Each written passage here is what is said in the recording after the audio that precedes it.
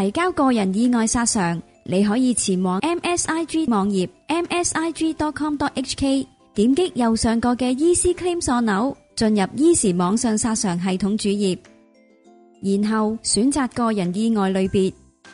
開始索償之前，請閱讀索償小貼士，當中列出咗申請索償需要準備嘅基本資料或文件，以及需要準備嘅補充資料。按開始索償就會進入索償表格。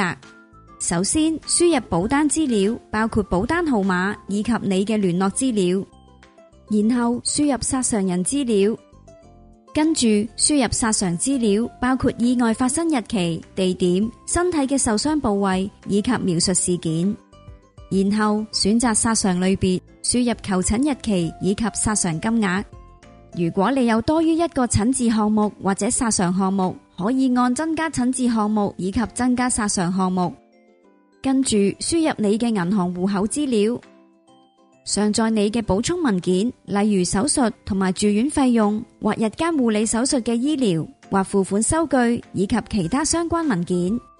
如果你需要時間準備文件，可以按儲存草稿，然後輸入你嘅電郵地址以及設立密碼。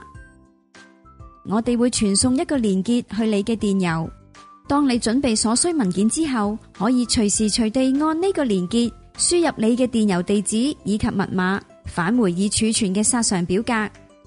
當你完成填寫所有步驟以及上載文件之後，我哋會提供預覽，讓你複檢索償表格。如所有資料正確，按下一步，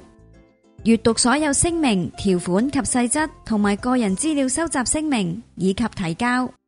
完成提交，畫面會顯示你嘅參考編號 ，MSIG 將會盡快與你聯繫，你亦會同時收到確認短信以及電郵。你可以透過確認電郵上嘅連結，或者喺 MSIG 網頁嘅導覽列選擇快速連結，進入查詢索償進度頁面，輸入索償號碼或者參考編號，以及手提電話號碼或者保單持有人姓名進行認證，就可以即時查閱索償進度詳情。如你對提交索償或者使用Easy網上索償系統有任何疑問，請致電我哋嘅賠償服務熱線852-2894-0660，我哋十分樂意為你服務。